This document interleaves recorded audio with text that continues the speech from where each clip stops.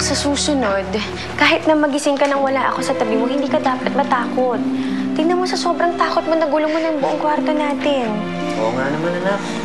Baka naman nananaginip ka lang naman, nagbabad dreams ka. Napagalitan ko po kasi ginawa ko kayo ni Mami. Ay, nani po pala ng monster. Monster? Alam mo, Michelle, anak, hindi mangyayari yon.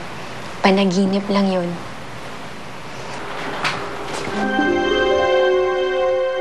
Kaya naman pala namumuti ang mata ko kakaantay sa'yo, Jacob eh.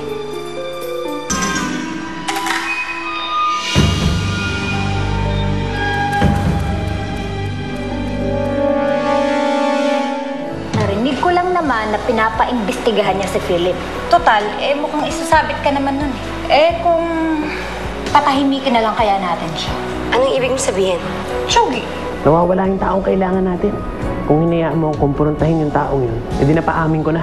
Ano bang kailangan mo? Mawala ka na sa buhay ng asawa ko. Ako pa rin ang nauna. Kabet. Bakit pong sungit-sungit niyo, Mami? Para ka na pong si Daddy Philip.